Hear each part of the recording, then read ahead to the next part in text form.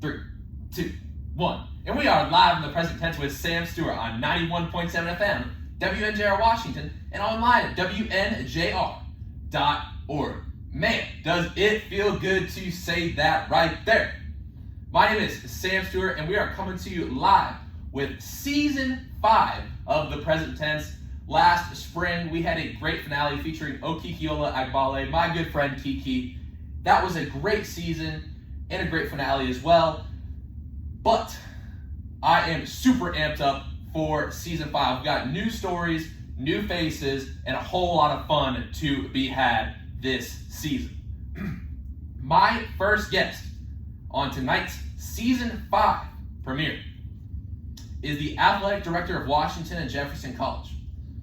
Under his tenure as the AD of the Presidents, they have won 25 conference championships, including 4 last year in baseball, women's basketball, men's basketball, and women's lacrosse. Everyone give a big shout out for tonight's Season 5 premiere guest, Scott McGuinness. Scott, how you doing tonight? Great, man. Thanks for having me on. Appreciate it, Sam. You're putting a lot of pressure on me, though.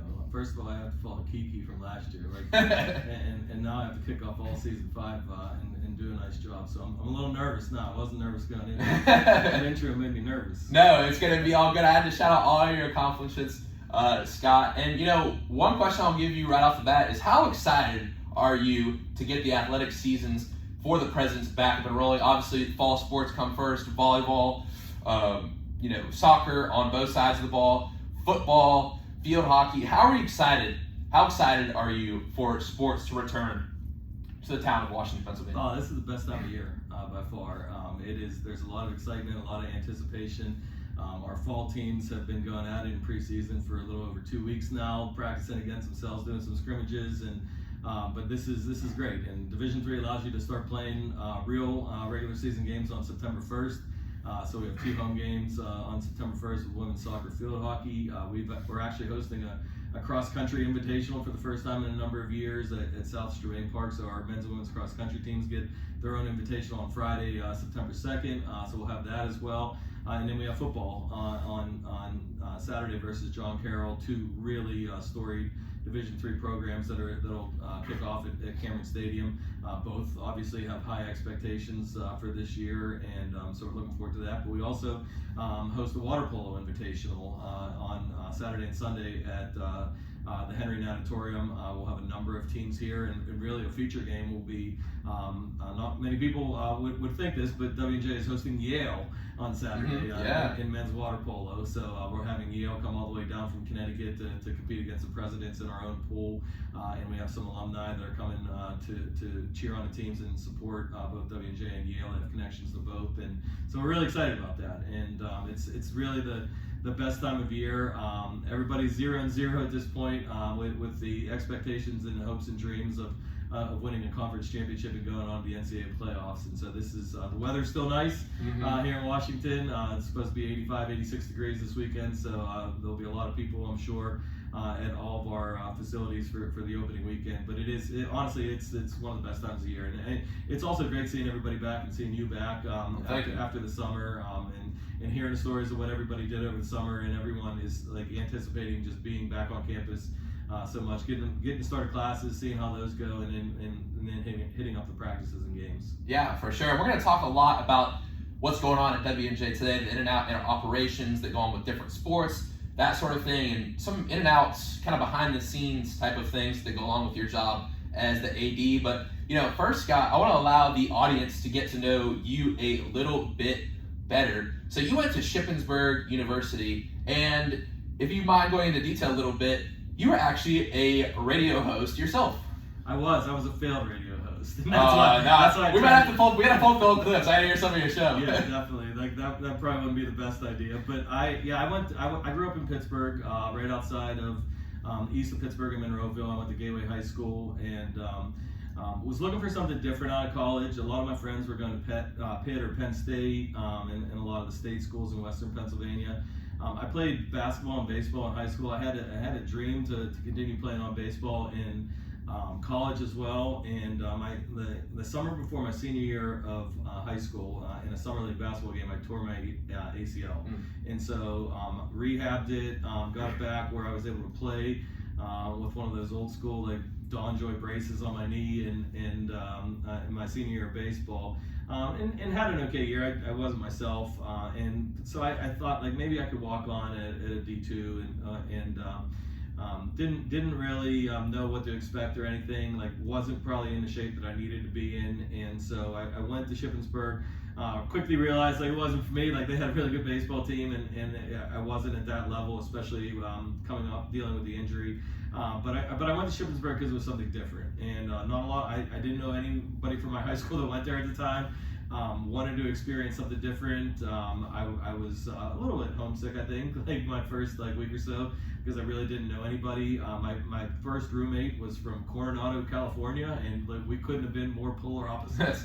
I was from Pittsburgh and cheering on the Steelers, and he was into surfing and on the West Coast, and came from a military background from his family, so we couldn't be polar opposites, and it was just like, all right, this is college, you figure it out. And but I enjoyed Shippensburg, and the biggest reason I enjoyed it is because I got involved in sports still. Like I found a way, even though I wasn't playing, and I played sports my entire life, but found a way to be involved in sports and to find different ways. I helped out with the basketball team. I became friends with basketball players, and I lived with them in an off-campus apartment for 3 years. They were some of my best friends, and really just followed them around, traveled with the basketball teams at the time. But then I got involved in the radio as well, and we had a radio station, WSYC, 88.7 in Shippensburg. Nice. I never forget it. I started broadcasting games, play-by-play, and doing color on football games for Shippensburg and basketball games. We traveled to all the games. We traveled through snowstorms, and in order to get there, we took ourselves pretty seriously. And we probably weren't great, but it was a real learning experience, and we were able to provide that for our campus because we didn't have a commercial station broadcasting us. There was no streaming at that time, so if someone wanted to follow Shippensburg basketball or football, they had to listen to us. Men's and women's basketball games, we broadcasted into football games. So we felt that we were a voice to the campus, and then additionally, I did what you're doing. I started my own talk show. That's awesome. And that was right around late 90s, 98, 99, 2000 when we started it. And we just talked about anything. And we had people call into our show from time to time, and we felt like we were big time. But it was a lot of fun. Thursdays, I think 3 to 5. We did it every day, and every Thursday, I should say. And it was just a lot of fun. And we talked about Shippensburg sports, talked about national sports, pretending like we knew what we were talking about, and had a heck of a time. But that's the beauty of it to me was I had that opportunity at a smaller school. Shippensburg's a little bit bigger than WJNJ, but we were talking before, that opportunity doesn't exist everywhere, and to have the opportunity to come and do a show like this, that's a really cool experience for your resume, and that's what I kind of used it from as well. Yeah, that's awesome. And I agree, it is a ton of fun, and I think one of the cool things that's kind of happening right now in society as a whole is I think we always say that people's attention spans are getting short, but things like podcasts, longer radio episodes, these are starting to make a comeback. These long forms of media, obviously there's so many podcasts now. Athletes are starting to do podcasts, the JJ Redick podcast. There's a lot of NBA players that have podcasts nowadays, and I think it's just a really cool thing to be able to not. Someone goes on ESPN or even at the college level, might go on a local broadcast station and 5-10 minutes on TV interview. With these longer form interviews is really cool because you get to dive more into the person's personality, their sports, and it's kind of cool because I feel like as a society we kind of went away from this radio long form kind of interview for a while, but I think it's really cool how it's kind of making a comeback. Yeah, and every one of those podcasts has its own niche. If you really like this. Talk about NBA basketball and free agency and about NBA basketball, you can probably find that podcast out there and learn a lot. And so the technology and how it's advanced through the years is obviously helped with that. Previously, like anything had to be over like the old school like airwaves, and so now like there are so many different avenues where people can put information out, and there's so many experts in this world in so many different fields. Maybe a lot of voices hadn't been heard for hundreds of years, you know, and we have the ability that people can come out and give their own opinion and do it in any different fashion now. And so like I actually don't listen to a lot of podcasts. Really? Okay. I don't have a lot of time in a day. Like right, maybe I should start listening to things at work when I'm sitting at the computer or whatever. But I actually don't listen a lot. I listen to radio. I have like a 8-minute drive to work every day. I listen to the highway. Like I don't know if many people listen to that on Sirius, but like the country music, that's what I listen to for my 8 minutes in the car to and from. But I used to listen to sports talk radio all the time, and to be honest with you, it kind of like turned me off of it. Like and maybe it's because sports is such a part of my life, and like I'm surrounded by sports. I watch sports at home a lot. I used to listen to sports talk radio all the time, and mainly like Pittsburgh sports talk radio. But it was almost like there was only so much you could like listen to. Yeah, it was just like too much. And so I don't really listen to sports talk anymore. I don't watch sports talk shows on television. I kind of use my own thing and use my own thoughts on it. That's a cool part now. Like the ESPN app, MLB app, you can go see the news and stuff. You don't have to. You know, I like First Take and stuff like that. Sometimes it's fun. Me and my mom watch it sometimes. Yeah. Sometimes it does get to be a little much. But as you get older and maybe you'll start a family someday and everything, you don't have as much time. You gotta do things like cut the grass and throw batting practice and do. Oh, for sure. Are you a good BP thrower? Not great, but I can get it done. But I'm not great. When I have kids, I feel like it would be terrible because my ball moves a lot. And but if I threw it to you college guys, I'd be ducking out of the way and take one in the face or something. Yeah, so some of our guys, I'll say they can hit the ball hard. Trust me, I know. Sometimes it comes back fast to me. But so Scott, I wanted to ask you. You know, you got involved in the radio.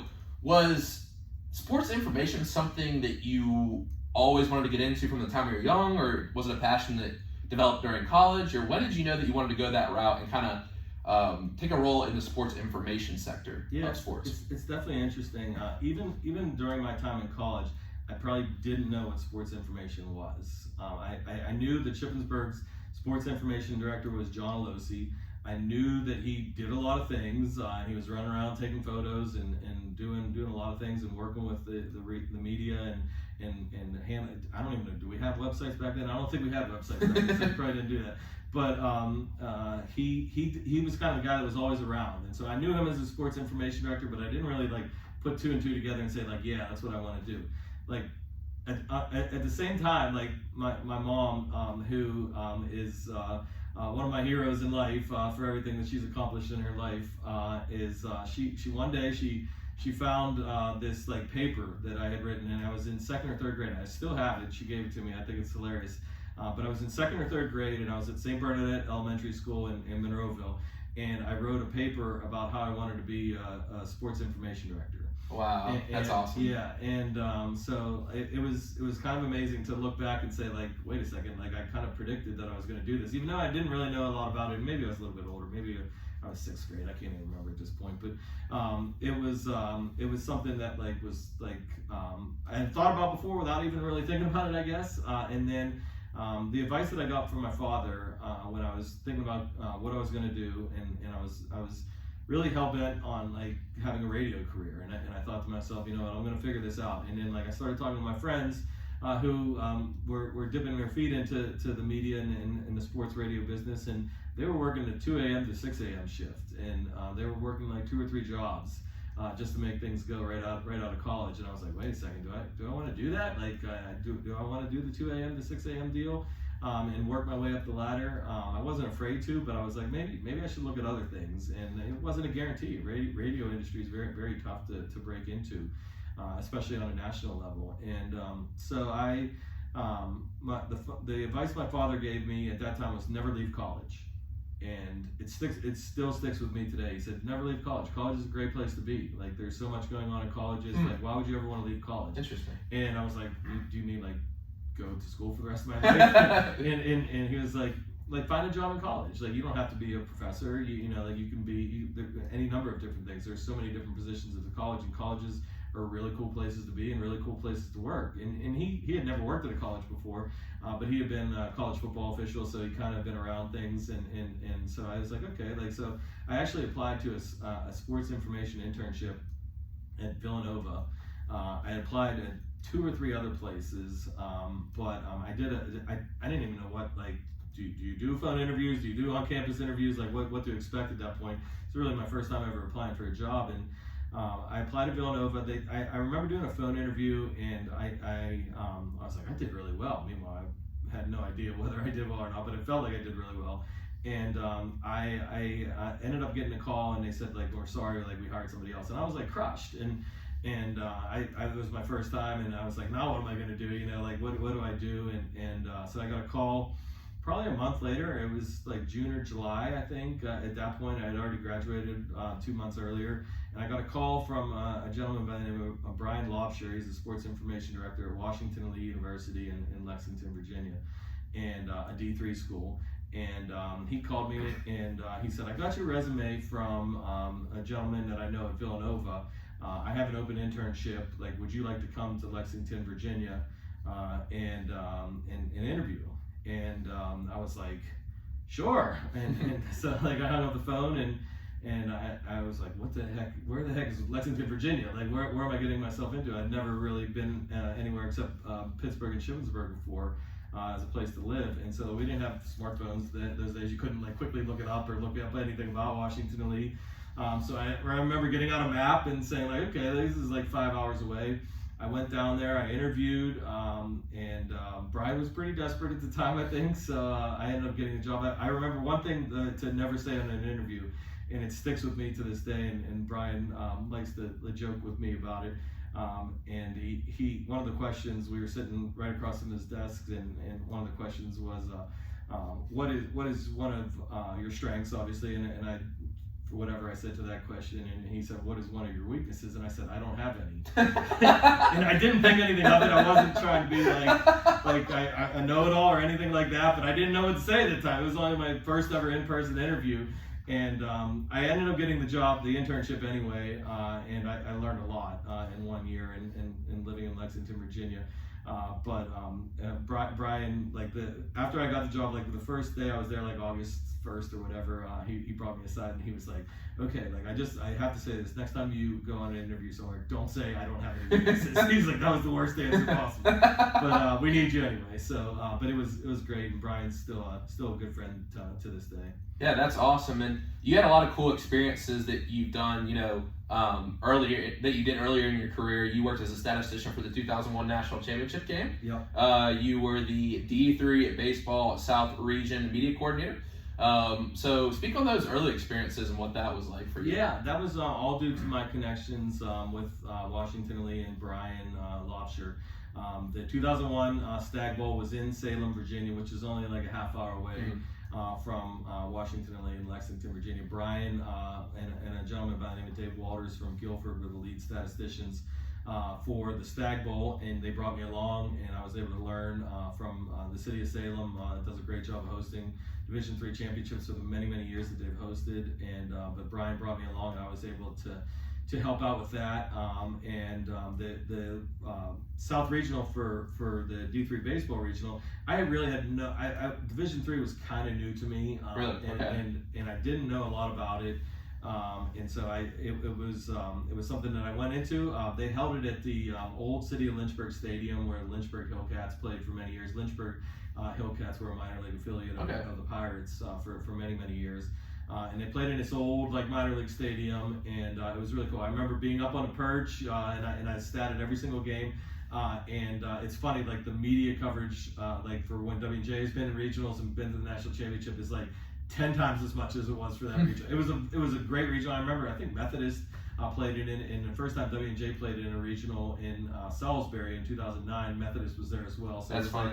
It was like they're from my home state. Right down in southern North Carolina, off of 95. And Methodist was in it, I remember, and I don't even remember who won at this point, but it was because Washington Lee had a lot going on, and Brian had some. I think their men's lacrosse team might have been in the national tournament.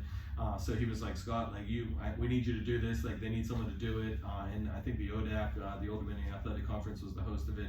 And so yeah, I did all the media coverage. I did the stats. I wrote the game recaps, and that was another really cool experience. And it was just putting in a lot of time and effort and a lot of work into it. It wasn't because I was ready for it at that time. It was I was willing and I was available and I'm willing to put in the time. They trusted me to do it, so it was pretty cool. Yeah, that what you said right there. Not to pull out quotes already, but Coach, you had a great quote last year. The opportunity presents itself. It doesn't ask how you feel. It doesn't ask if you're ready. It simply presents itself and is taken advantage of or thrown away forever. So that's awesome that you took advantage of it. I know you said you weren't quite ready for it, but that's really cool that you had those experiences. Yeah, I mean, there are many times where it's easy to say no and I'm not ready and or be nervous about things. And as an athlete, you face those a lot of times without even realizing you're facing those opportunities. But yeah, like when life comes at you, you got to take advantage of the opportunity, and you can also fail. You know, like, yeah. I could have been terrible at that, and that didn't mean my career was over in that industry. But if you put in a good work, and most of the time it's hard work, you know, like most of the time you put in the effort and you give an honest effort, people are going to give you the benefit of the doubt 9 times out of 10. Yeah, for sure. And failing is just part of the process too. It is. As difficult as it is, I say that like I don't get really frustrated when I fail, but it is part of the process at the end of the day. So yeah, people tell me. I mean, my son's. We can talk about my son later, but he's in Little League baseball, and he's 11 now. He's played like 5 or 6 years for baseball, and we try to tell him all the time, like, you know, like we watch these major league games, like the guys about like 330. You know, that means that they're not getting a hit 6 times, and it's so easy to point to that in baseball, and I hear people say that all the time, like, oh, like the best hitters bat like an average of 250 or whatever, and my son said, I'm going to bat 500 at it. It's like, so, he doesn't understand it yet, but one day hopefully he'll understand. No, baseball is definitely a sport where you have to learn to fail. And Scott, the next question I want to ask you tonight is, what is the biggest advice that you could give to someone who wants to get into the sports information realm? After college, or maybe even in college, I guess you can take that question either direction. Yeah, in college, there are so many opportunities. The first thing is to walk into your sports information director's office and say, how can I help? Shout out Aaron Thompson. Shout out to Aaron Thompson, who is one of the hardest workers on this campus. We were really happy to honor Aaron during the summer with our Jack Ray Athletic Staff Member of the Year Award. Very well deserving honor for Aaron. But the best thing you can do is no matter what campus you're on, walk into the sports information or director of athletic communications office and say, how can I help? Whether it's a work study position where you potentially get paid for that through your federal work study, or you're just willing to give some extra hours. If you love sports and you want to work, those opportunities are available on just about every campus. And I honestly, like, having been a sports information director for 13 years, sports information directors, director of athletic communications, they have more connections on campus than anybody. Because they meet so many different people. They have so many different coaches that they meet, so many different assistant coaches that they meet, students that they've worked with through the years. Like you develop this Rolodex of all these people that you know, that if anybody ever needs anything at any time, like you say, like, okay, like I know this coach, like, and they used to be here and now they're in California, and maybe they can help you out if you want to go to California. So sports information directors know everybody, and like if they don't know them personally, they know of somebody that can help you down the line. And but like working in a press box, working games, if you like sports, that's the best job that you can have on campus, whether it's doing a scoreboard, whether it's running a camera for a stream, whether it's getting involved in doing student broadcasting for one of our games, doing public address announcing. There's so many different things that Aaron and his office is responsible for, and they always need help, and they need help at Ohio State as well. If you're at a big school and you walk into the athletic communications office and say, like, hey, I'm willing to help, what can I do? I can guarantee they're going to find help and find you something to do. So afterwards, after college, I highly recommend going to the cosider.com website. There are so many internships, and that's how I got into the business. There's so many internships available at Division I, Division II, Division III, whatever kind of school you're looking at. There are internships, there are graduate assistant positions that you can work towards and have your graduate school and paid for and earn your master's degree by doing work in sports information, athletic communications offices. If you like sports and that's an industry that you want to get into, there are so many different opportunities available. It's just being willing to put your name out and not being in like I said, like when Villanova said no, I could have been like, all right, well, whatever, I'm going to try something else. But don't give up. Like look at how many different schools are out there looking for even 2 weeks before the academic year starts. A lot of these places, everyone's looking for help and looking for good help and people that are knowledgeable about sports. Like there's not too many people, believe it or not, there's not too many young people in today's world that know how to keep a basketball scorebook anymore. I have no idea. It's a lost art. But every basketball game that is played at Division I, Division II, or Division III level this year needs someone to keep the basketball scorebook by hand and write the twos and threes in the column and keep the fouls and the time of the fouls and the time of the baskets. Even though we do all that with computers these days, there is still someone sitting at the table of every single basketball game keeping a scorebook because that's the official book of record. And so anybody that has special skills like that, I mean, in volleyball is another really good example. Keeping a volleyball score sheet is really, really difficult. Yeah, I can imagine. And you have to know volleyball really well. You have to know what you're doing. And there's a libero tracking sheet as well. So the person with the other colored jersey that runs in and runs out of the game, a defensive specialist, a lot of times, you have to track that the entire time. Really? Yeah, at every college volleyball game. So you have to know someone who knows what position they're supposed to be in and tracking that. So there are so many skills that like are needed in the sports information profession that if you have any of those, you can find your way in. Wow, that's a lot of good information to take in. Anyone who's interested in sports information out there, obviously go talk to Scott, go talk to Aaron.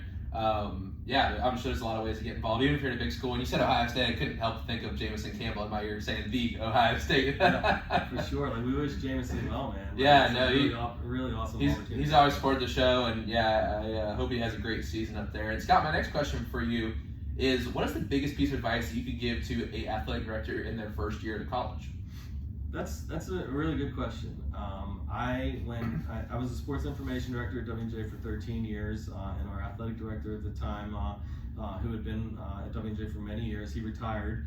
And Dean Eva, who oversees athletics on our campus as the vice president of student life, came to me and Mark Laseko and said, like, would you guys like to try this out? We're looking at different options for this, and would you like to try this out? And I was at the point in my career where I was looking for something different. I really love WJ. I love working with WJ. I've grown a lot as a human being and as a person at WJ. WJ has given me so many different opportunities. Not too many institutions would give a sports information director an opportunity to become an athletic director.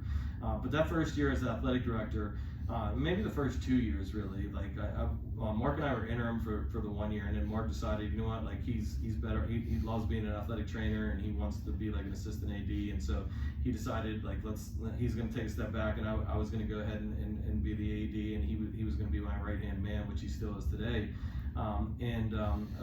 Going into that, like I felt like I could do no wrong, you know. Like I was like, all right, like here's we've always wanted to do these things, you know. Like Coach Mountain has been at WJ with me for over 10 years.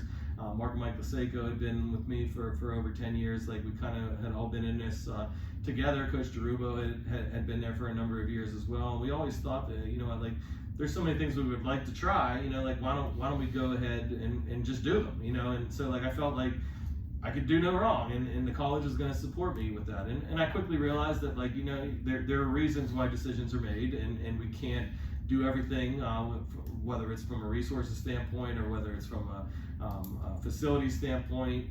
But I would say that going into that first year as athletic director and trying to establish like the type of department that you want to have, and for me, it was I want coaches to feel the freedom to do what they do best, and I don't want them to feel like I'm micromanaging them or looking down their neck, or when a decision goes awry, like feel that they have to explain themselves to me. Like I want coaches to feel the freedom to do what they do best. That's why they're here. Like Coach Sirianni's here because he is one of the best Division III football coaches in the country, and he has an opportunity to win many games every single year in a conference championship every single year here.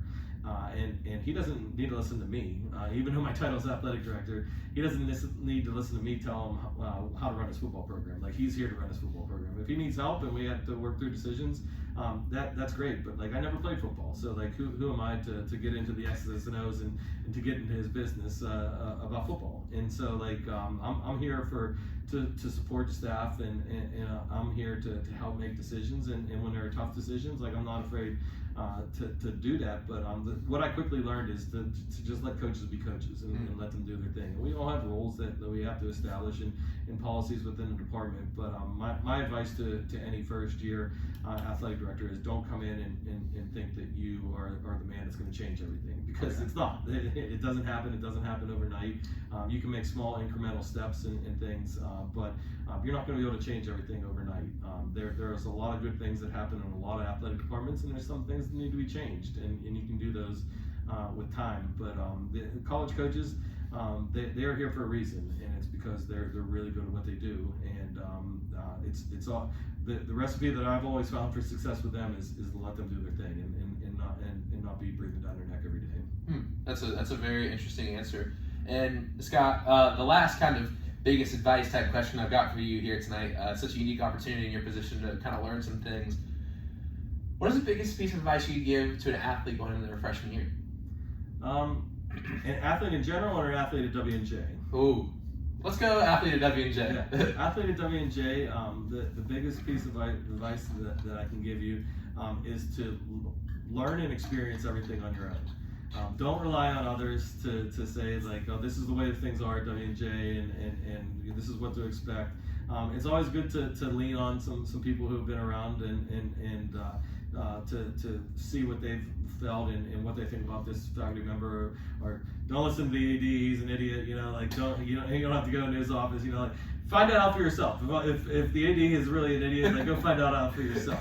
Don't listen to what somebody else says. So from that perspective, like just find out for yourself, like experience things for yourself. Just because someone says, oh, that's a really tough class, don't take it.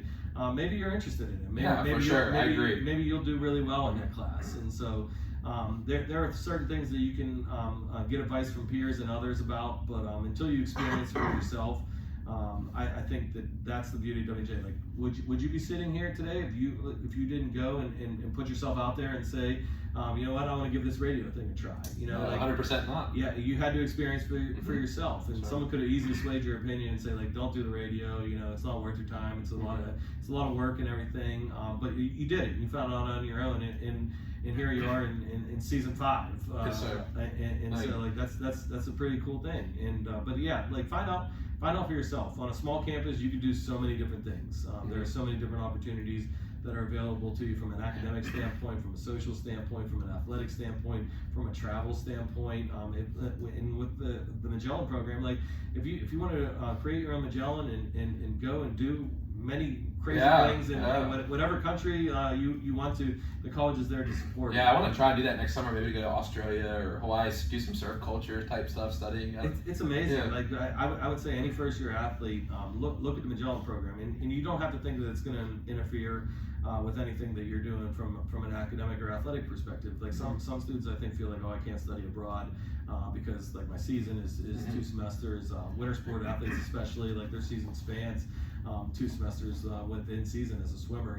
Like you're on from October to sometimes March if you make the NCAA championship. So from that perspective, a lot of athletes feel that like we can't do this, or we can't study abroad, or we can't do that. But the Magellan offers opportunities during summer in different parts of the year that you can create it for yourself that like might work for any athlete. So just go into it with an open mind and experience everything that a college campus has to experience, because there's probably a lot of students that go through not only just WJ, but a lot of campuses and don't realize 40% of the things that they could have experienced. Yeah, for sure. And I think my advice would kind of go along with that. I always ask people, but I like to give my takes kind of the beginning and the end of each season. And I would say for me, just looking at myself, I would definitely go along with the fact that just put yourself out there. Don't always sit in the group that your team just sits in. Don't be afraid to go talk to people who play their sports, go to other sporting events besides your own sport. Go to events on campus. Maybe step out of your comfort zone. Go try some activity in Pittsburgh. Go experience life on your own for the first time. That's what college is about.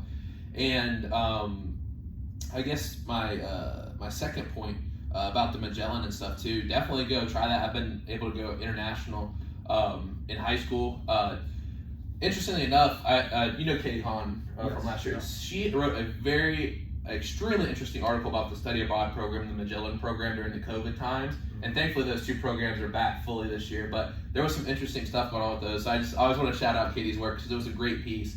And hopefully, this class coming gets a full opportunity to do that, because COVID, I know, unfortunately, it took that opportunity away from some juniors and seniors who are looking to do that. But I would definitely recommend that for anyone. I'm going to try to go this summer, hopefully. I know we'll have some information probably next episode as a follow-up. I didn't know we were going to talk about this tonight, but I would definitely go love to go do that. Yeah, I mean, I know we're going to get on to some different things, but like getting outside of your comfort zone is not something that's easy for 18-year-olds these days, and 17, 18, however old you are, like going into college. It's not an easy thing, and social media, I think, plays a role in that. COVID has played a role in that the last 2 years, where people have felt isolated and like not as social as they've maybe thought that their high school career was going to be. And so when you come and you're overloaded at a college, like depending on what high school that you came from, and you see 1,000 people on campus, it's really easy to find a comfort zone and say like, okay, like the baseball guys are sitting over here, I'm going to go sit with the baseball guys. But like you don't have to do that. And, right. And like I'm starting to see, like with this first year class, a little bit of change with that.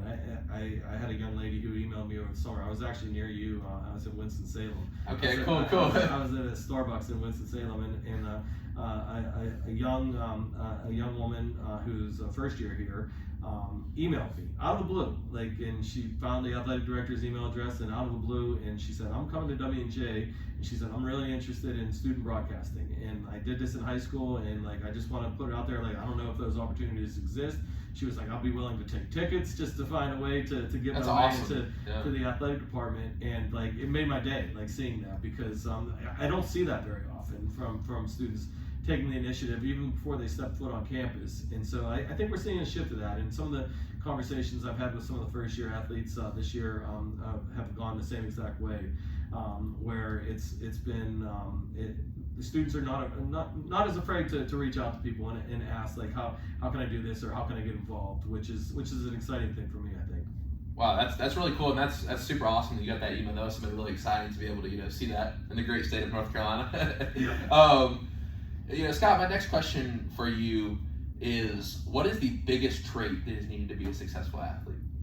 I always tell our coaches this. I tell any athlete I have the opportunity to do, nothing beats hard work. It really doesn't. Students, coaches, anybody who's able to put in the work ethic and put in the time, that trumps talent every single time to me. And our teams that have been most successful through the years that I've noticed, in the 21 years that I've been at WJ, have been the ones that work hardest at their craft. And they work the hardest in the classroom. They get great grades in the classroom as well. It's just not on the athletic field. But really, the idea of working hard, that's how I became who I am in my career. It's not because anything was given to me. It's not because I have any special talent. I joked around with the first year athletes when I met with them. I was like, I'm a common man. I live in Canonsburg. I go to baseball fields on summer with my kids. I'm no one special. I don't have any special talent or anything. But I will work really hard for you. And I think that is the best approach and the best trait that anybody could have, is outworking the next person. And those with the greatest talents, Michael Jordan. They work as hard as anybody. Sure. Nobody outworked Michael Jordan. Yeah, greatest basketball player of all time. Greatest basketball player of all time, who didn't make his junior varsity team in 10th grade. And so things can shift pretty quickly. And he had a lot of talent. He did special things that no one else could do. But I think he had to work really hard in order to get to that point. For sure. One thing that I think about, that you kind of alluded to is, I'd say the biggest trait right now in my career that I think is essential for athletes is just resilience, just the ability to bounce back. And I was able to meet a really cool group of people this summer, surfers, and that's just a whole interesting culture and lifestyle. And I became really good friends with this girl named Kylie, and we did a little interview like this during the summer, and she was telling me it's about a time she was snowboarding and she tore her ACL. She goes around snowboards, skateboards, surfs, all that. And she told me, I was like, wow, that must have sucked. And she goes, no, as soon as it happened, I said, I'm going to make this the best thing that ever happened to me. So that stuck a lot with me. Whatever happens, you make that thing the best thing that ever happened to you? Yeah, it's really hard. It's hard to have that mindset. It's much easier to say, like, why did this happen to me, and what how far is this going to set me back? But to be able to have that mindset, especially in today's world, because I mean, we're on media right now, but like you look at the media, and 9 times out of 10 it's focusing on the negative and what something that an athlete couldn't do, and hammering home the points of things that like athletes failed at doing, and trying to compare people all the time. Who's better, Steph Curry or LeBron James? Like, it's impossible to compare those two. They play 2 completely different positions, and it's the world we live in today. But like that's a really cool story, and a good attitude to have, and we need more of it in today's world. For sure. And Scott, the next question I want to ask you, kind of take it in a different direction, kind of the day-to-day type stuff here at WJ, and kind of your responsibility for these types of things. So under your tenure, you guys have signed a new and improved deal with Nike. The tennis center has been built. The rec center has been built. You've also improved the Salvetti Gymnasium. So could you just speak on some of those things and how those sort of improvements and advancements take place, and what the kind of process was like to make all these great renovations to our athletic facilities? And I love playing basketball in the rec center. I couldn't imagine if it wasn't there. So how'd that come about, and all these other facilities, how'd they kind of work up the chain to get approved? Yeah, things have really evolved, and I'll start with the facilities. We couldn't do what we have done here at WJ without the dedication and support of our alumni. No tuition dollars are spent on the renovation of those buildings. It is all the generosity, the kindness, and the vision of alumni who made that all happen. And so I remember the day that we were playing tennis on 4 tennis courts, and they were cracked, and they had some real issues with where we played tennis. And so we played tennis on a site that is now the James David Ross Family Recreation Center. And so it was the vision of alumni and our trustees to say, like, we can make this better, and we can do a lot to improve the student experience and improve the student athlete experience at WJ. So first and foremost, like it may be in my bio, but I can't take credit for that. It is alumni who helped make this happen, and that's the beauty of WJ. We had many alumni who stepped up and played a role in all of these projects in order to make them happen, and to move our tennis courts up to the Janet Swanson Tennis Center, where I feel that we have one of the best Division III tennis facilities right now. For sure. LED lighting, 3 courts on 2 different levels. We hosted the local District 7 WPIL high school tennis championships because they wanted to come to a facility of the caliber as ours. So that was one part of it. The rec center was another huge part of it, and during the time that we renovated the rec center, which is 3 athletic courts and an indoor track, we added the general exercise room, which most students on campus call the yoga studio. Like, I try to remember, like, it's a general exercise room that doesn't like just come off the tongue as easy as the yoga room, so I just kind of go with it at times. But we also had wrestling alumni that stepped up and helped us build a new wrestling room for our wrestlers to practice every day. And the biggest thing is like, you probably have never witnessed this before, but I shouldn't say the biggest thing because they're all a huge part of this, but our coaches have their own offices. A lot of them were working out of cubicles for many years. Really? Yeah, and up until 2016, coaches were working out of cubicles, and there were 10 head coaches in one like classroom like building where the Eden Fitness Center is right now, and working out of cubicles together. Wow. So it really professionalized the operation, and I can't thank our alumni enough for stepping up and helping us with these projects, and the Salvetti family with Dr. Salvetti's vision for the gymnasium, David Ross and his vision for everything that he's done on our campus as a member of our board of trustees and alumni and a former athlete at WJ, like Dr. Salvetti, what they have done and what their families have done for generations now of WJ students has really transformed our athletic facilities and made it a top-notch place to play. Like, it's our Salvetti Family Gymnasium. We had a really nice gymnasium in the 70s. It aged a little bit. And it stayed in the 70s. Everybody told me that when it was opened in 1970, it was like the Taj Mahal of Division III gymnasiums, and everybody wanted to play there. But it aged a little bit through time, and as we crept into the 2000s and 2010, it had some limitations. And so being able to just gut that with the vision of our trustees and our administration, and being able to do that these last couple of years, and then to see it pay off and to see our teams flourish and our basketball teams win 2 championships there this past winter. It was definitely something that like I was really proud of, and I know that our alumni and our administration was really proud of, because we want our athletes to play in top-notch facilities, and we were able to do that. In the James David Ross Family Recreation Center, it benefits every student, whether it's intramurals. Really, the only time that our varsity teams are in there and practicing is during that like late period in late January and February. When it's too cold, man, it's cold outside. I'll never get used to that. We're all wishing we were living in Raleigh, North Carolina for that time when it's probably like 60 or 70.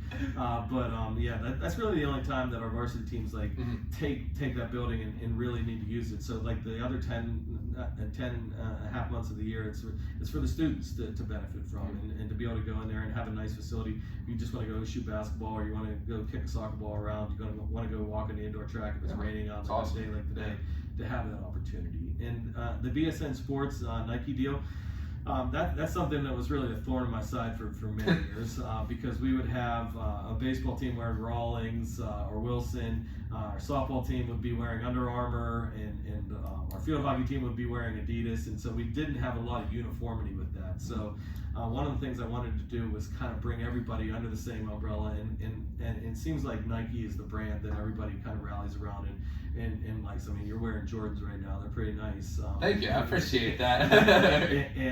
But Nike's a brand that everybody knows, everybody likes, and it's taken some time. I mean, we just for this year, like we're debuting. If you get a chance to check out the field hockey team on Thursday night, they have brand new uniforms. That's awesome. By BSN Sports and Nike. But they were wearing Adidas uniforms for the last 4 years. So it takes time for smaller schools to cycle through like the uniforms and to get those all up to speed. But now everybody will have Nike uniforms. There's not a team on our campus that won't have Nike uniforms. And that was really the idea behind it, is to just bring everybody together. Like there's no reason that your football team is wearing this jersey and with Nike and has this, and the field hockey team that plays in the same facility is wearing long strap uniforms. So like there was no uniformity with it, and it was the same thing with the logo.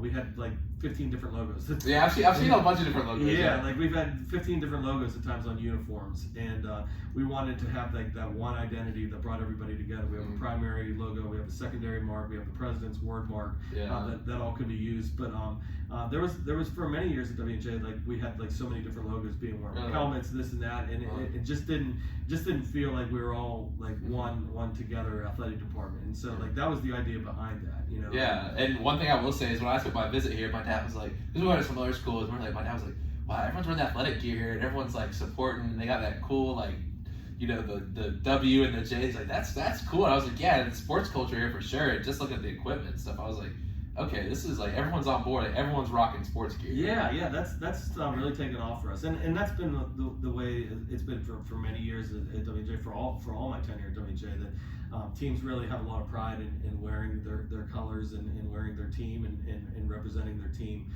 Just for many years, like they were wearing different logos, really? Like a little bit disjointed and different like fonts and everything like that. So we have the same font, we have the same logo and everything like that. So like maybe that's why it just seems like that when you're on a campus, like ours. For sure. And one story I want to ask about that we were talking about before the show was the kind of journey that WJ has gone on the technological side of things, because the WJ website, it's awesome. I love it. I do a lot of research on it, obviously doing this show, but it wasn't always quite as awesome. Can you talk about the transformation of the WJ website? Yeah, like that's the funny thing, and like that, when I said it earlier, I was like, I don't even remember when we had websites. Like when I first came to WNJ, I interviewed with a number of coaches, and the athletic director at that time was a gentleman by the name of Dick Sudan, who was a wonderful man, and he played quarterback at WNJ. He was WNJ through and through. Still living locally in Washington, I believe, and he interviewed me, and he was like, well, what ideas do you have? Like, what do you want to do? And when I was at Washington Elite, like we had just started, like they had a pretty good athletic website. They look so much better today, but they had a pretty extensive athletic website, and it was a lot of like HTML code. Like we would go in the back end of things, and like I felt like I was like a computer science genius, but I really was like, I don't know what I'm doing here, and just kind of learning on the fly. But when I came to WNJ, like they were like, what do you want to do? And I was like, well, I looked at your athletic website, and like the only team that you have is football.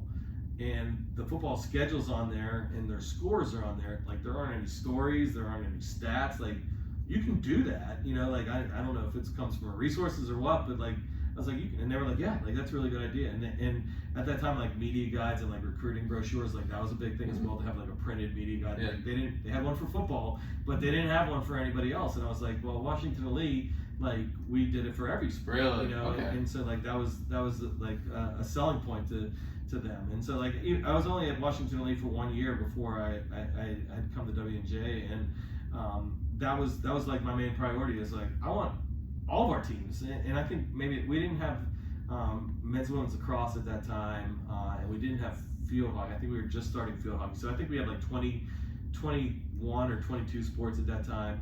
And I was like, all right, like I'm just gonna do it for everybody. And it was a lot of work, like don't get me wrong, it was a heck of a lot of work. But I was like, I'm just gonna make a website for everybody. And it was like a black background, they had like red links on it. It was like something you would absolutely make fun of today if you saw it. If you saw what it looked like, it popped up on a website. But like I put the rosters up there, I put the stats up there, I put the scheduling results up there, things that just like people just expect these days. That's very interesting. Yeah. It's just so expected nowadays. Yeah, and I just wanted it for every sport, and you know, and everybody started rallying around it a little bit. It's like, okay, like it matters now, you know, like our games are up here, and so like people are going to know whether we won or lost, or people are going to know who our rosters are. Coach Mountain, like I like to make fun of him from time to time. So we've been at WJ for a long time together, but he never wanted his roster on the website. Really? Like, I don't want people to know who we have, you know, like it's some big secret, like, and then we're gonna go out there. But he's like, I don't want anybody to know who we have, and I don't want any of the recruits to know who we're recruiting or anything like that. So it's like we've evolved so much through the years to where we are today, which really like GoPresidents.com is our ESPN. You know, yeah, like, for sure. That's our Fox Sports. That's our ESPN. Yeah. That's where people come if they want to know something about WJ. Like that's where you go to when you're in Division III program. And so like it's very, very important to have a robust website. Yeah, and, for sure. It's really evolved for the last 20 years to the point where like you could find out the WJ football schedule, but you couldn't find out too much about WJ. It was also weird. Like I'm looking at this like phone right here, and like people don't use telephones, like old school like telephones, too much anymore. But I actually developed a WJ sports hotline. Are you serious? Yes, that's yes. dope. Like there was 724-250-3411, I think, something like that. Honestly, there was probably 2 people that called it a year. But after every single night of games, I would like record like a voicemail with like the recap from that day. So the women's tennis won 7-2 today, and so won number 1 singles. I would do like a 5-minute message, and then people would call in and could hear the voicemail. Like that's how they found out about WJ Sports. That's cool. I stole that idea from Washington Elite because they did that as well. But I couldn't tell you how many times I screwed up and would have to start it all over again and messed up someone's name or whatever. But Coach Staten, who's in our Hall of Fame, she was a longtime volleyball and basketball coach here. I knew that like she would call it every single night because she loved WJ Sports so much, and so like just the fact that one person would call and listen to it, like I felt it was my duty to work hard and put that on there every single night. Yeah. Makes it all worth it if it's one person. And then if I didn't do it on a Saturday where we had like 10 events going on, or if I forgot one sport, like if I forgot to put up the men's water polo score and to talk about that, like Coach Dave would call me on Sunday. How the heck did the men's water polo team? You forgot to do it. I'm like, Coach, I just worked 13 hours. Like it was 11:30 at night. Like I'm sorry. But yeah, she would. That's how I knew she would listen. That's awesome. Keeping you honest. She absolutely did. I love Coach Staten. Yeah, that's a great story. I had no idea about that. And Coach, we got about 3 minutes before we got to head to break, and we'll come back and do some personal questions, some fun stuff, and wrap up after the break. But you had about 3 minutes here, and I want you to. I'm really interested for this question. What is the biggest changes, both positive and negative, that you've seen over your nearly 20-year career at WJ? Positive, the WNJ has consistently been a top academic institution. We do things the right way, whether it is from athletes who don't get any extra advantages or anything.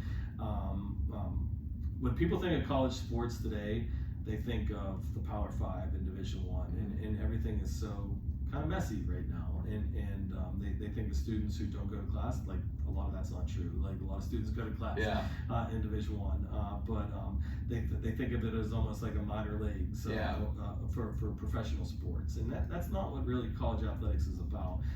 But here in Division III, there are 450 members of Division III, and we're kind of like the last amateurs. Like John Feinstein wrote a book about the last amateurs and about. I love John Feinstein. Where No One Knows Your Name is a great book about minor league baseball. Great book. Absolutely, but he wrote the book about the last amateurs, referring to like the Patriot League in Division I. But really, like Division III is the last amateurs. You know, like we don't miss class. Right? No, trust me. I know we don't. Yeah, we don't miss class. It's important to us, and so like that's what I'm proud of, I guess, and that is the one positive thing I could say is that from the time I came here in 2001 to the 7th day of class in 2022. WJNJ has been a great academic institution, has not wavered one bit, has not changed through the times, and so you're saying that's fell into any pressures. The best part is that it hasn't changed. It has not changed. Okay. And the academic commitment is there, and we still graduate amazing people who go on to do amazing things in their professional career. We also play a high level of sports as well, and we don't shy away from that. We're proud of that. But that doesn't take away from the academic focus. Students, when they came here in 2001 and when they come here in 2022, they know that like their academics is their focus, and that has not changed. And I think with society today, that has like changed in some places.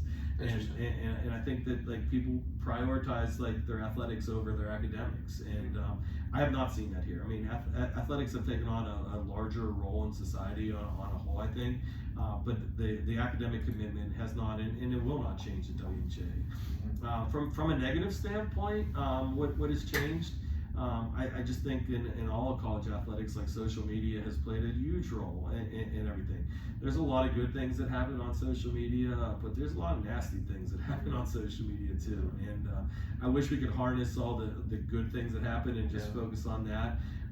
But when we talk about in the NCAA and we talk about this within the PAC and all of our conferences as well, the overall mental health of our student athletes, I think can somewhat be attributed to social media and feeling that you need to be someone that you really aren't or don't even have the capability of being, and trying to live up to a certain lifestyle that you may see that on social media that's not necessarily like reality.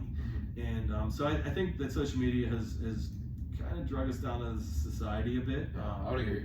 And there is a lot of good things that happen with it, and there's a great opportunity to communicate and to reach out across the world easier and better than it's ever been. But it brings up the nastiness in people, and I try to stay away from the nastiness. I tell people all the time, like one of the great achievements in my life is that I don't have a Facebook page. Yes, I would agree. That's awesome. And for people my age, like Facebook is probably more the go-to.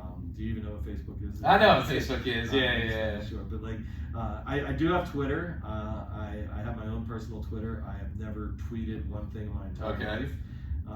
My son took my phone once and tweeted something about Mason Rudolph when he was like 7 or 8. And I was like, don't ever do that again. Like that's under my name. So the 21 people that decided to follow me that thought I was going to have all these like great tweets through the years, like I've not tweeted anything. Like they were entertained about Mason Rudolph one game. But I've never tweeted anything because I just don't. I don't feel it's part of who I am, and I try to stay true to who I am and what I do and the values that I have, and like I don't think people need to see my opinion about stuff. Yeah. If they want my opinion, they can listen to your show and can hear who I am or come and talk to me and my office or see me in the community or whatever. But I do value Twitter for an informational source. Like I think it's unbelievable,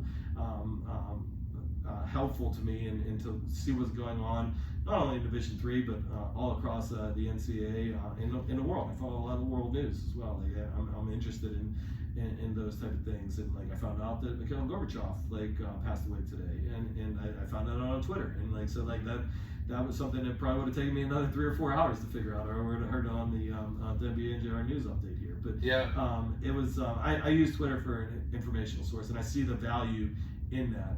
But there's so many ridiculous things on there. It's hard to weed out the bad sometimes. For sure. And we're actually going to run to break right now. If you want to catch our conversation a little bit more on social media, make sure you go check out my YouTube page. The full episode, including our conversation during the break, will be on YouTube. But you're listening to Present Tense on 91.7 FM, WNJ Washington, and online at WNJR.org. It's the top of the hour, so let's go ahead and get that news update and some identification.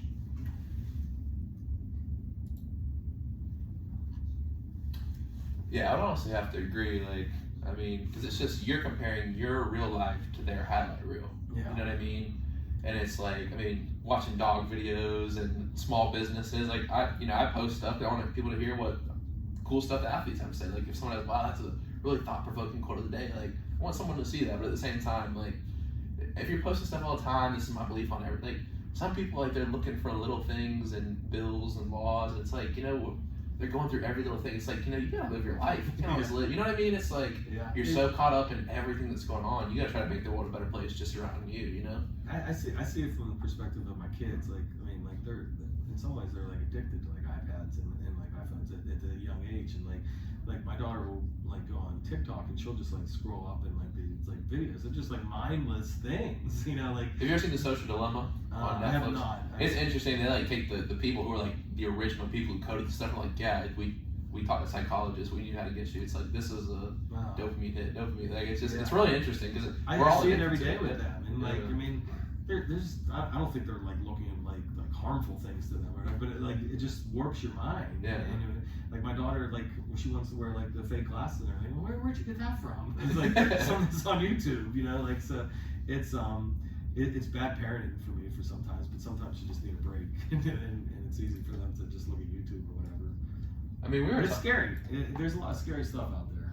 I think it's too bad. You're right, because the thing is it can be harmful, but there's also a lot of good that can be contained in it. You know what I mean? To raise money for people. Hey, look at this bad thing that happened.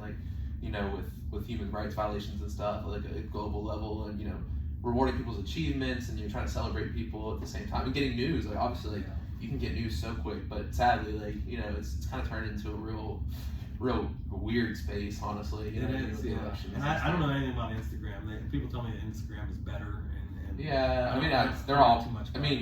I'd say they're all pretty similar. Elon Musk just bought Twitter, so I haven't been on Twitter in a while, so I don't know what really changed and all that. But it's definitely a very interesting debate what's going on with that right now. Yeah. So we'll get to our quote of the day, Samir. I just got a couple fun questions I always ask. We do get kind of serious, so I always like to end with a couple fun ones. Yeah, that's cool. And then obviously our trivia segment as well. So I found a good one last night. I was actually pretty interested in. So. Hopefully you can be our first trivia winner of the season. Hopefully I'm not boring the audience too much right now. No, I think it's been good. It's been fun. What grade are your kids in? My son's in 6th grade. My older daughter's in 3rd, and my youngest daughter's in kindergarten. Okay, cool. They go to school. I don't know the school around here. Millen, yeah. Is it Canonsburg? Yeah. Okay. I go to Houston sometimes to get my hair cut, but I drive to Pittsburgh every once in a while.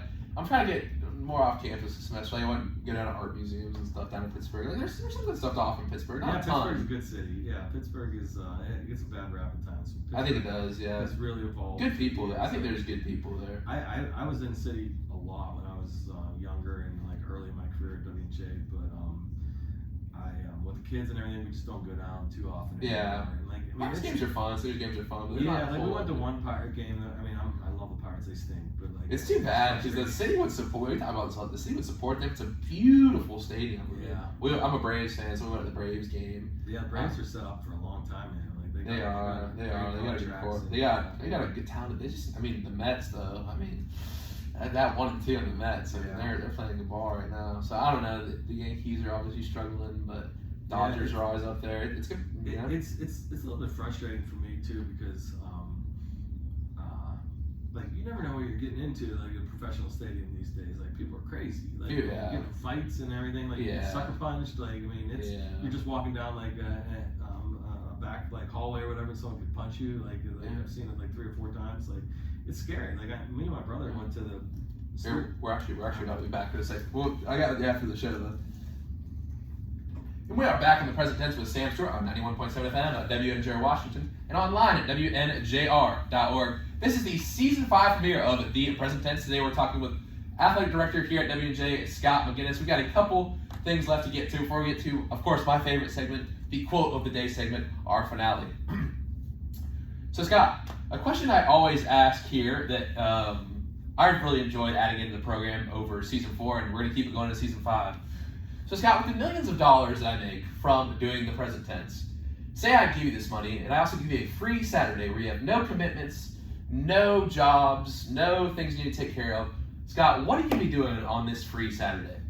I would say that I am probably going to if it's in the fall, I'm probably going to go to a Division I college football game and take my son, because working in college athletics, you don't have too many free Saturdays in the fall. So yeah. the one thing I would do is take my son to like Notre Dame and to experience all that and to check that That's out. what Coach Sirianni said. That's what his Saturday, free Saturday would be. I didn't even listen to his show. He loves Notre Dame. He does. But like him, when he's coaching every Saturday, you don't have the option to do that very much. And so like I would love to do that, whether it's Notre Dame or whether it's the University of Georgia or check out University of Florida, something like that. Like I think that would be like really cool. I've been to a Pitt Penn State game before, like in 2000 with 100,000 people at Beaver Stadium. Like it was great. And I would love the opportunity to take my son. Like I'd probably just pocket the other like 900,000 and see if I could just like save it for a while for something else. That's awesome.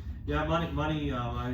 If I had a free day, I would do that in a heartbeat, and the money wouldn't be a factor.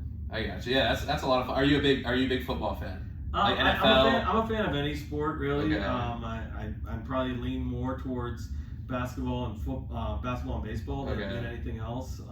But I really enjoy any sport, and I don't get the opportunity due to my job in watching a lot of WJ events and being here at a lot of WJ events to go see others, especially like Division I. But it's always kind of intrigued me to see what it would be like at a Vanderbilt baseball game, for example, or North Carolina Duke. Like that's one thing that's been like very, very. I would love to go. Big part of my life is like I haven't missed too many North Carolina. So games. I'm going to ask you this question, and I hope you answer right. Which side are you pulling for in those games? Oh, I always root for North Carolina. Oh my God! I cannot bring myself to root for the Duke. Oh man! I'm a huge Duke guy. The fact that those two played in the Final Four after all these years, and for it to happen, and Coach K to go out the way that he did with North Carolina being his last. That is unbelievable story. It's great. I mean, it is a good. As a person who loves telling stories and writing, you really can't write up a better script than that. I guess if you're a UNC fan, but if you're a Duke fan, obviously.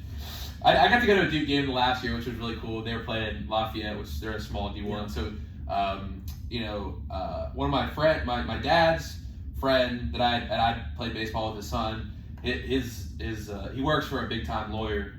He's an accountant for a lawyer in Durham. So the guy will take like clients and stuff. So I actually got to sit first row at a Duke game, which was at Cameron Indoor. It was definitely a memory of my dad I'll never forget.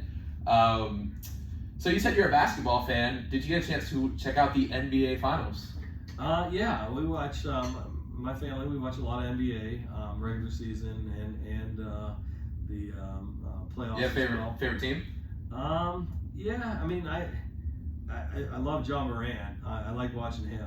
Mm-hmm. He's a pretty special guy. He's exciting. Steph Curry is amazing to see what he does on an every year basis especially when he's healthy. But don't really have Pittsburgh. Has never really been an NBA town. Right. So it's not that I've ever grew up with a team that I always rooted for. Players like John Morant, Steph Curry, I enjoy watching those guys. That Memphis Golden State rivalry, that's going to be a good one. They're playing on Christmas Day, and that's going to be a good rivalry for you to come. There's a little bit of controversy about Jordan Poole maybe grabbing the knee. Obviously, Brooks undercut Gary Payton on one of the plays in early in the series. So, I don't know. I think that's a good rivalry going forward. I really enjoyed this finals, not only because I'm a Warriors fan. I honestly got emotional just seeing Steph Curry because I know, like, as an athlete, it can be so difficult going on that road where for 2 years he was really struggling. Not having his best years individually, but also with injuries and things like that, but also just the team was so, performing so poorly because of a lot of different factors. So that was a great moment in sports. I think just in general, everyone can appreciate that. And I just love the characters. I love Jordan Poole. I love Andrew Wiggins. You know, every time Jordan Poole made a three, all my buddies would go pool party. So it was definitely a good finals to watch. I don't know. Do you have a possible prediction for this upcoming NBA season? A lot of moves been made. Yeah, it seems like the Western Conference is going to be the power conference for a while. For sure. The whole KD thing, crazy. That loomed over everything. But now that he's staying, I don't think that anybody. I guess like Phoenix thought that they had a chance to get him for a while, and that really would have swung the pendulum maybe. But Phoenix will be good again. The Warriors will be good. Memphis obviously good. You never know what the Lakers are going to come up with. They seem like they have serious salary cap issues. A lot of old guys on that team. Yeah, I'll take an old LeBron over most of the guys. Yeah, that's true. I mean, pretty amazing numbers last year. Yeah, no, they're definitely a good squad. We'll have to see if AD can stay healthy. Russ, you know, what I mean, they got Pat Bev, but all those guys definitely like their longevity and how many games they can play will definitely be a question. The Suns are a great team, but Chris Paul has not had a stellar performances in the playoffs in the past, so they can see if they can get over the hump, obviously. And, you know, we'll probably save NFL talk for Drew Ireland and Out Keith on Thursday. Yeah, they're probably better than I am. So the Bills are going to win the Super Bowl, and I'm not a Bills guy. Are you saying that for Coach Mountain? I'm not saying that just for Coach Mountain, but or Chuck Watts, who works in our IT department here at WJ, who goes to every Bills game. But I think the Bills are going to do it this year. Like, no Tom Brady getting his Julio Jones out there for the Bucs. Yeah, I'm going all in on the Bills. I mean, they definitely. I mean, the Steelers beat them first, but yeah, I think it's the Bills' time. I mean, the Bills should have beat the Chiefs. I mean, they should have. I mean, there's no way around it. And that was tough with the overtime rule stuff, but with however many seconds they had left, 20 or 30, and then you let them drive all the way down the field and score. It's like, you know, it's tough, and it leaves a bad taste in the fans of Bills' mouths. But you know, they're. If we can some way work a Bills-Eagles Super Bowl, that makes my life a lot easier because Coach Mountain will be happy. He won't have any complaints or anything. Coach Sirianni will be happy. He'll be at the Super Bowl. If that happens, I would love to have like a post like talk show with both of them. They can duke it out on here. Absolutely. Let's everybody at WJ root for Bills-Eagles. Yeah, actually, now I'm gonna root for that now. That'd be great. And you know, you're an MLB fan as well. We're talking some MLB during the break. You know, obviously the Pirates not performing too great. O'Neal Cruz, that's a bright spot for the Pirates, man. That guy can play ball. If he puts the ball and bat a little bit more, he'll obviously elevate himself. But man, when he connects and when he throws that ball across the diamond, man, 6'7", all of 6'7" gets into that. Yeah, I mean, if Statcast numbers like counted for wins, like we might be able to this year, but unfortunately it doesn't. And I'm hopeful for O'Neal Cruz. Like, I mean, like. Barry Bonds didn't set the world on fire when he was a rookie right. for the Pirates, and he had his moments just like O'Neal had. But Pirates have a long way to go, and it's just not one player that's going to flip the switch for the Bucs. It's going to take a lot. Yeah, for sure.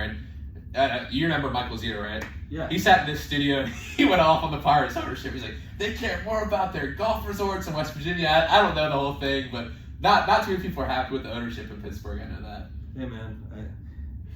Owners can be owners, you know. Like it's their decision to do what they want to, and like I'm sure that he hears the heat and takes the heat. But the Pirates have been decent in past years. They haven't won a series since 1979, or excuse me, they haven't gone to the World Series since 1979. But they haven't won a series at all for many years. So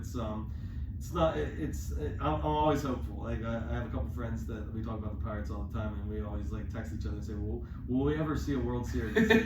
We made a promise that we're going to go. I would love to see one in Pittsburgh because like we were talking about in the break, you know, the atmosphere, the bridge in the background, just the history of the city. It'd be so cool to have a World Series here. I think the fans would really show out, and you know. I went to Penguins Tuesday night game last year, you know, and I went to Steelers game where the Steelers haven't really been great, and the fans are hanging on every play in every sport. And it's sad the Pirates haven't been included that as of late, but I believe there's kind of a cycle to it. They'll turn it around soon. Yeah, I mean, some of it's luck in the draft, and they have some guys like Henry Davis, and got a catcher that a lot of people know about, Andy Rodriguez. Like he supposedly is having a great year, but it comes down to pitching at the end of the day. I mean, you're a pitcher, you know, like you gotta have pitching, and right now the Pirates don't have the pitching in order to be successful at that top level. And when they were doing well, when they were in the wild card, For 3 years in a row. They had Garrett Cole and Ty on towards the end of that run. But AJ Burnett was dealing. Yeah, they had a really good staff. Me and my dad were talking about that. Mariano had a comeback year. So, I mean, it's at the end of the day, it really comes down to pitching. For sure. And speaking of pitching, do you have a World Series prediction this year? I'm guessing you look at the pitching of teams and give me your World Series prediction. But World Series prediction and World Series champion. As much as the public doesn't like the Astros for the whole garbage can incident or whatever, I think the Astros. I'll probably root for the Guardians, I should say, but I think the Astros might come out of the American League, and for the National League, I don't know. Like I guess I kind of want to root for the Cardinals just because of the storyline and Pujols and Molina last 2 years. And Goldschmidt and Arenado seem like they're having great years. I don't follow enough to know what their pitching staff is. So yeah, Wainwright helping for one guy like I never heard of before. Nearly no hit the Pirates. I think he threw 8 2/3 no hitter earlier this year, and they got a hit at the last at bat. But I guess I'll go with the Cardinals Astros. That's interesting. Very, very wrong by the end of it. I can't bring myself to root for the Mets, and I certainly am not root for the Braves or the Phillies. See, I'm a Braves fan, so I guess I'll reverse it and like go against what I want to happen. Maybe I'm gonna go Mets out of the NL just because that top end pitching staff.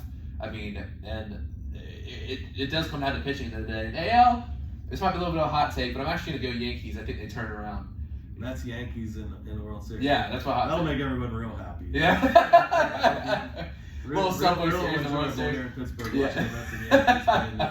So that's what we'll go with. I will root for the Mets if that happens though. Because, for sure. Edwin Diaz in his entrance is by far the best. I got to see him pitch in Seattle, which is a beautiful MLB stadium. And he had that entrance with Seattle, right? Yeah. It's just really took off when he went to. Obviously Seattle's not a big a market as New York, but like little known fact about Seattle in a tie to the President's Athletic Conference is.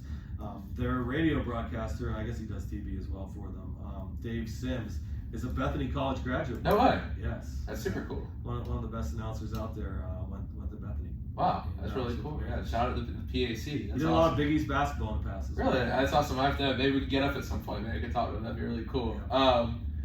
Scott, it's time for our last two segments, and it's our first trivia segment of the season today. Let's see if you can be our first winner. So, Scott, your trivia question for tonight is, when was the first baseball box score printed? Was it A, 1830, B, 1845, C, 1860, or D, 1890?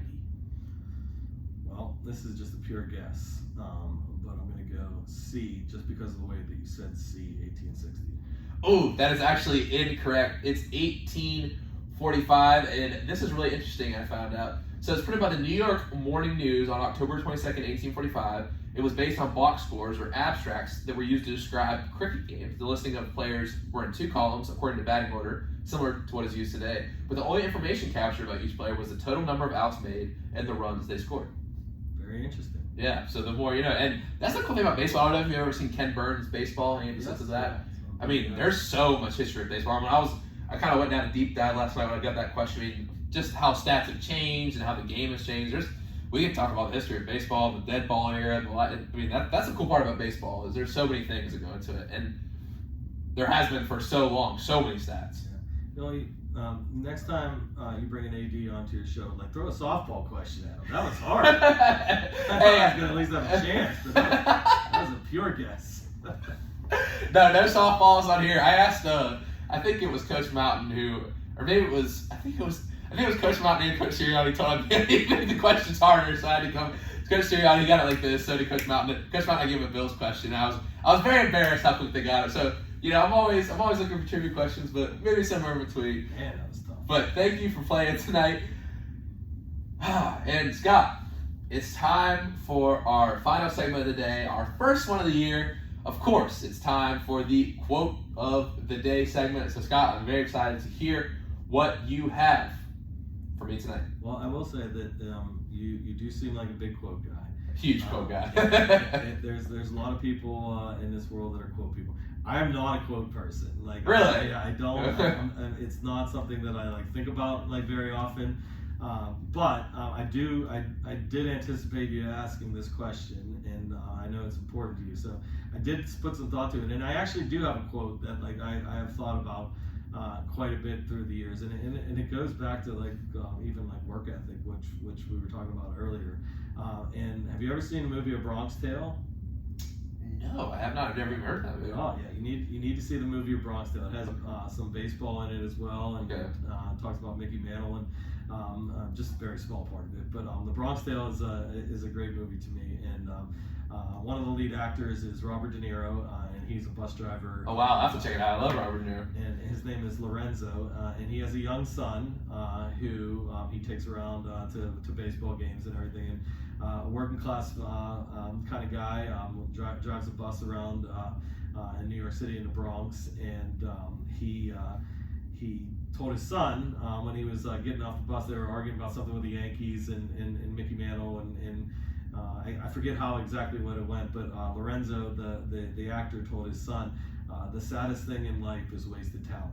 And it stuck out to my father at that time. He made a point to say, like, that's a really powerful quote, and don't ever waste talent. If you have talent, take advantage of it. And so that's the quote of the day. The saddest thing in life is wasted talent. So hopefully everybody out there can take something from that, and never ever waste talent. Everybody has talents, and just don't waste it. Utilize your talents to the best of the ability. Wow, that's a great one to take in. I'm processing that right now. That's a really good stuff. And I want to read off my two before we kind of finally wrap up here. So my first one actually also comes from a movie. It's from 1989's Do the Right Thing by Spike Lee. And so there's a scene where there's an elderly gentleman in the neighborhood called the mayor, and there's a kid named Mookie, and the mayor gives Mookie some advice in the scene, and he says, the mayor says to Mookie, "Hey doctor," and Mookie says, "Come on man, what's up? What's going on?" And the mayor says, "Always do the right thing." Mookie says, "That's it." And then the mayor says, "That's it." And Mookie goes, "I got it. I'm gone." So my first quote is always do the right thing. And my second quote comes from my friend Kylie, who I met this summer, and I told you a little bit, that she had that great attitude in that interview. And I don't know if anyone caught the interview, quote of the day segment in that interview, but her quote of the day was, "Love the life you live, and life will give you the love you seek." So that is my final quote of the day that I'm using to be the representation for this season, and I just wanted to use that one because I think no matter what's going on, you have to love what you do, and good things will happen. You have to love every little moment of the process, the journey, because life is a journey. At the end of the day, you can remember that and still love it.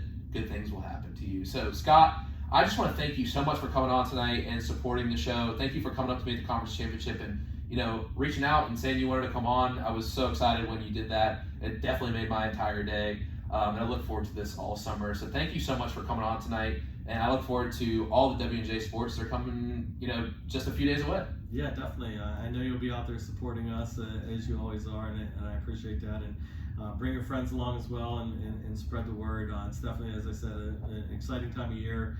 Look forward to seeing everybody at the games again, and I look forward to listening to your future shows as well. I'll check them out and make sure that I listen in, especially when you're talking to some of our student athletes, to get to know different sides of them that I don't already know. Yeah, thank you. I really appreciate that, and I would love if you could, check out some of the episodes, and because sometimes you just don't know what's going on with people, and I've heard a lot of so many different stories. Sometimes we've been laughing to the point where I want to fall on the floor. Sometimes there's been tears shed, saying goodbyes, talking about injuries. There's been smiles, all of it, and it's been a really cool experience.